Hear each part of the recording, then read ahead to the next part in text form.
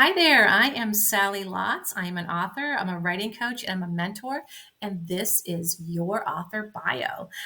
Here I'm going to teach you how to create your author bio to make it just stand out, what to put in it, what not to put in it, and why it's important to have one.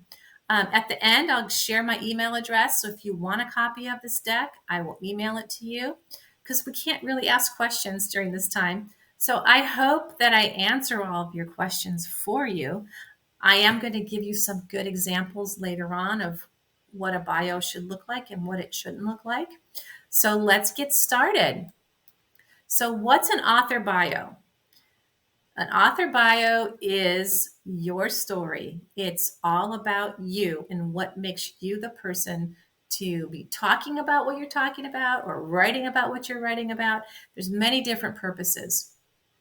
But do you really need one? You absolutely positively need one. I'm going to show you why. So your bio is important. So you're going to use it for several things. You're going to use it in your query letter. So when you're looking for an agent or a publisher, you're going to need a query letter and you're going to need that bio. It's the last paragraph, okay, in that query letter. You're going to need it if you're doing presentations. If you're speaking publicly, they're going to ask you for your author bio and they're going to ask you for a headshot. Same thing with school visits. Back of your book, think of that. If you read a back of a book, there's always the author bio on there. It's going to go on there as well. If you have a social media platform, you need to have this bio information in your social media platforms. If you're doing anything else like podcasts, like I do, I'm constantly asked for my author bio. So for sake of time purposes and for this exercise, the author bio that we're working on is the one that's going to go in your query letter. All of the other forms of your author bio are going to come from that. So you're going to either add to it or you're going to take away from it. So for example, taking away what's in your query letter is going to be very short for your social media bio because you have much less space, right? If you're doing a back of the book, you're probably going to have more information and it's going to be tweaked a little bit. So for me, I have my author bio from my query letter, and then I have different variations of it. So when somebody asks me for a podcast, for example, I just cut and paste it in my email and send it to them with my headshot. When I'm doing a presentation, it's the same thing. And I've taken that same version and I've shortened it, but it all started with my query letter. So just keep that in mind when we're talking, that I am talking about your author bio that goes in your query letter. So what should you include in your bio? Remember what I said at the beginning? This is your career. So it's like your resume. And these are the things that people, whoever's reading it, is going to share about you. And they're going to want to know what makes you the expert. So this is some of the things that you should be including in this. Any published work that you have, magazines, short stories, anthologies, other books, but it should be related. Hopefully you can do this to what your genre is that you're representing in your query letter. If you can't, that's okay. Anything that gives you credibility, any achievements in the field of whatever this is that you're writing about, any experience, industry-related activities, social media presence, only if it's writing or related to what you're submitting, and a little about you, your personal life, just a little bit. Things not to include in your bio: unrelated experience. Example, if you are a mechanic and you're writing a book about sci-fi romance, you don't really need to include in your author bio that you're a mechanic. I mean, it's okay, but it's not necessary. Avoid negative things like I don't, I haven't, I'm not. And again, anything negative, don't put that in there. You don't need it. Anything that is untrue about you, do not embellish. If it's not true, don't put it in there. Your Facebook page, that's all personal, don't put that in there. It's not necessary. So here's the formula for your author bio. Past experience, your publication history first. Any volunteering or any experience that is part of your writing platform, 2. And a little personal info is 3. So the big question that I get asked a lot, and I asked this myself when I was first starting out, is what if I don't have any writing experience? What do I do? Don't worry, it's not the end of the world, okay? You don't need to have it, but it's good to have it, and you can fix it. How? Okay, it's easy. You just enter some contests. You can participate in an anthology. You can write a magazine article. You can do some volunteering that's in the industry that you're working in the publishing world, in the writing world, whatever. For example, I'll just give you some of my examples. I entered a short story contest and I won an honorable mention, so I included that.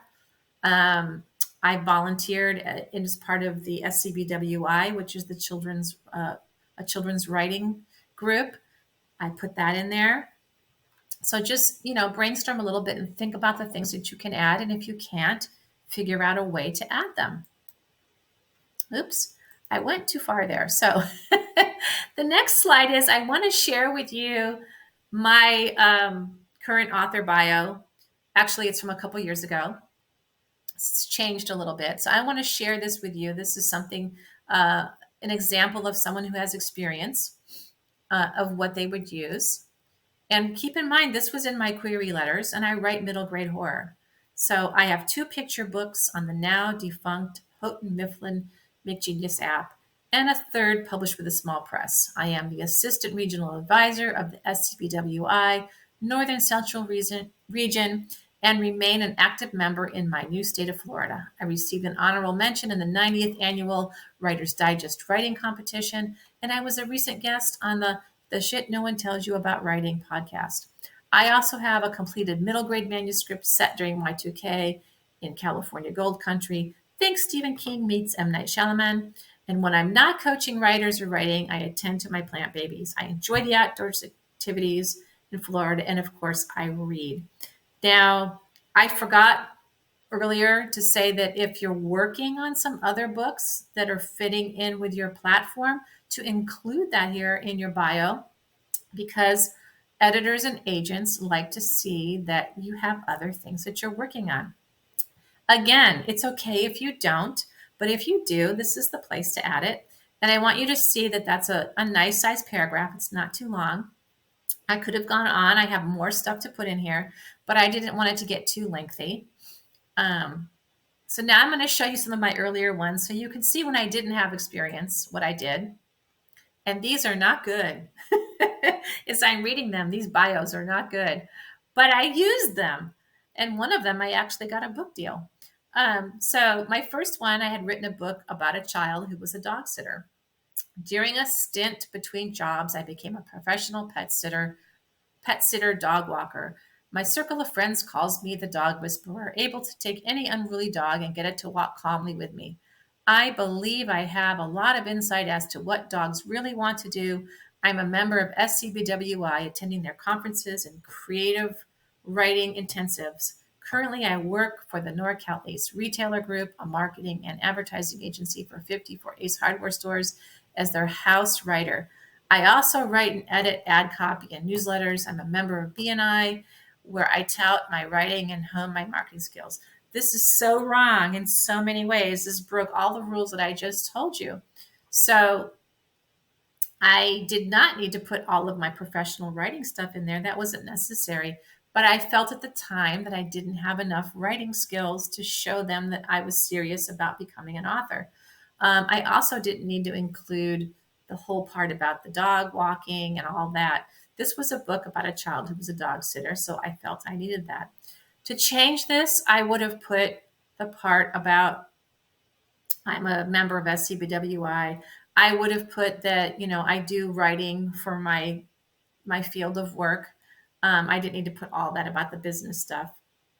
And I would have put a little personal stuff here. Like I would have said, I used to be a professional dog sitter, dog walker, and that would have been okay. The second one, I had a little more experience. So you can see how I tuned this down a little bit, but it's still not right. I'm a member of SCBWI and the incoming assistant regional advisor of the SCBWI California Northern Central chapter. I have 2 picture books currently published on the Be Genius app, Jerry the Boy Who Cried Monster and Martha Miller Wants a Pet. I've attended several SCBWI conferences and intensives, and I'm in my 3rd year of membership in the Julie Headland's 12 by 12 picture book challenge. A lot wrong with this one too. So yes, I should have put my volunteering, and yes, I should have put the books that I'd published before. I did not need to add the conferences and intensives, nor did I need to put in the picture book challenge. I didn't have anything personal here, and that's what I should have added, just a little bit of personal. So I hope that those examples help you. Like I said, I'll send you this deck so you can look at them. And now I'm going to give you some bad examples. And these are made up. I made these up from people. These are not real people. I don't want you to think I took some of my clients and used their author bios and just ripping them apart. So what I'm going to do is give you these bad examples of what not to do. And then I'm going to flip it over and show you how we changed it. And maybe that will give you some ideas for your own bio. So bad examples. The first person is writing a book for kids on finance. So through the query letter, and imagine this person standing on stage and being introduced. Is this how you want to be introduced? I am the proud mother of 3 children. I always wanted to write a book.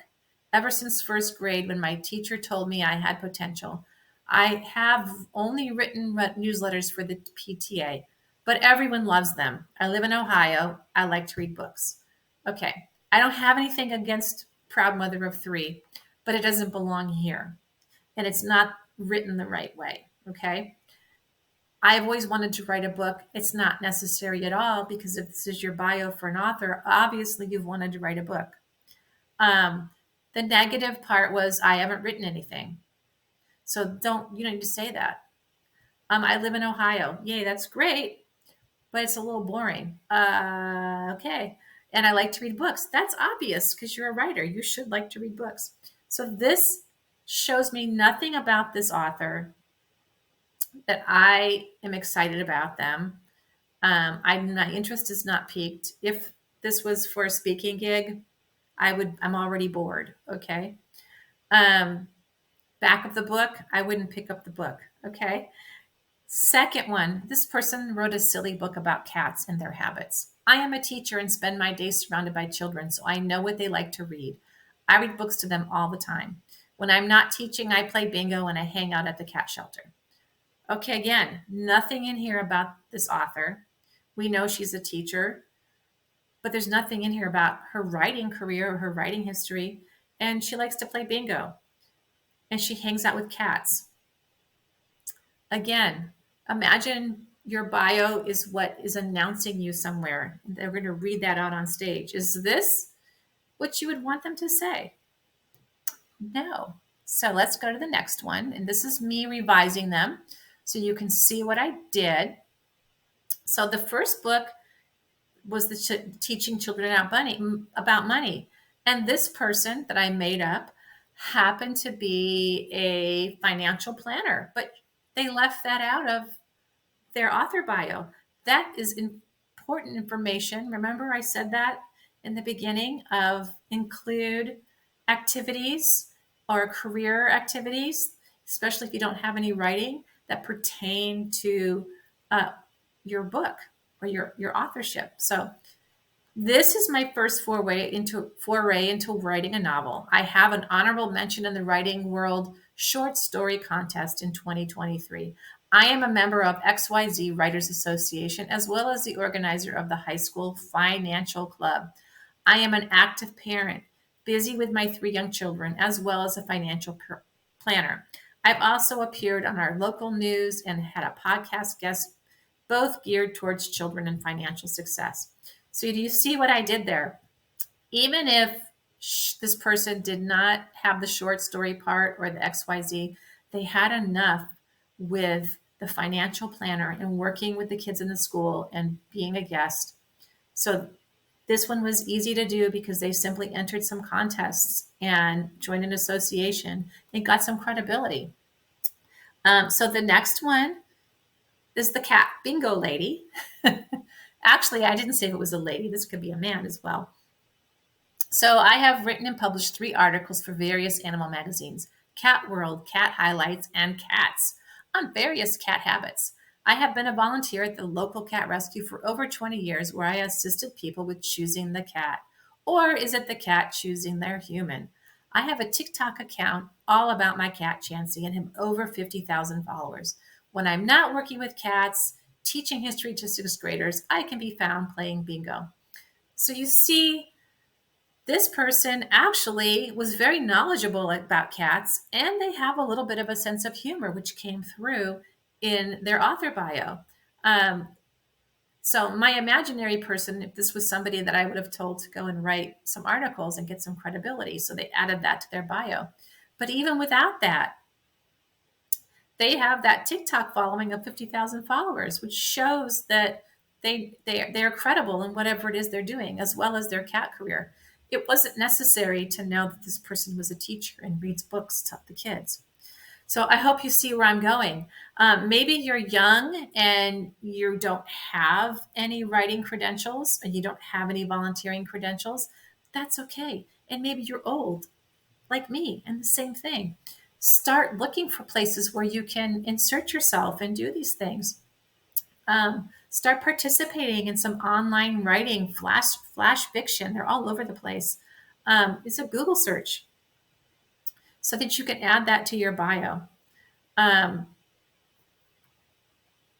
last, this is kind of a fast class. I know it's supposed to be 30 minutes, but without questions, it's a little shorter.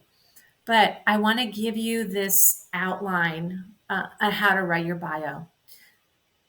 It's a little bit of a brainstorming because sometimes it's hard to just sit down and write about yourself and get it in that paragraph. Nobody starts that way. So what you need to do is remember those steps that I told you. Remember those things that need to go in your bio. Any writing history, any credibility, and a little bit of personal stuff. And I want you to just take a fresh sheet of paper. Don't do this on a computer. Do it on a notepad. I always recommend notepad and pen when you're brainstorming. The ideas are fresher. The ideas come faster, and it just works so much better. So it's just create a brainstorm list. Brainstorm all the things that you've done. Ask other people to help you because maybe you forgot something. Maybe you're in college right now, but maybe you helped somebody back in high school. Maybe you were a club member. Maybe you were participated in something that you forgot about. Maybe there was a writing contest in high school. That's fine. Maybe it's something with your family. Maybe it's family history that you're writing about that pertains to this. So just sit and brainstorm all the different ways that you think, all the different things that you would like in your bio. Imagine them being said about you out loud on a stage. Okay. Imagine what they sound like. Is that what you want to hear? So as you go through that list, take out those things, just cross off what doesn't fit. The things that fit, highlight them. Okay. And then stitch it together and make it a paragraph of, if you can only do 3 sentences, that's fine. But now you know where you're lacking in that bio. If you're lacking some credibility in a certain area, go and get it. If you're lacking, writing skills, I told you what to do with that. Short story contests, flash fiction, magazine articles. Just start looking for those things. And that's it. That's really all there is to your author bio. And like I said at the beginning, your author bio, what we talked about here, is for your query letter. Once you have that nailed down, what I do with mine is I have it in a Word document, and then I have a longer version that I use for podcast. I have some more stuff in there that doesn't pertain to my book writing, but pertains to my podcast appearances that I do. I talk about other podcasts that I've been on, as well as I have some links to my website. And the same thing for speaking gigs. Or if I'm teaching a group, I have the other classes that I've taught. But it all started with my author bio. So you need to nail that down, and then you can tweak it and use it on all the different places that you need. So here is the last slide, which is my information. If you want a copy of this deck, just email me, hello@sallylotz.com. Super easy. Tell me your name. Tell me the genre you're writing. Tell me you saw it here, and I will send you this deck. Of course, if you're really tech savvy, you could pause this and do some screenshots, but maybe you don't want to do that. I get it. So I hope this helped you with your author bio. I know it's a lot of information and it can be very overwhelming, but I want to encourage you that it's not rocket science. I don't want you to overthink it. And I don't want you to be afraid or fearful because you don't have all those things that you need. Use what you have. Use those things that you already have and then work on getting what you don't have. That's fine. So have a wonderful day. Enjoy the rest of the conference.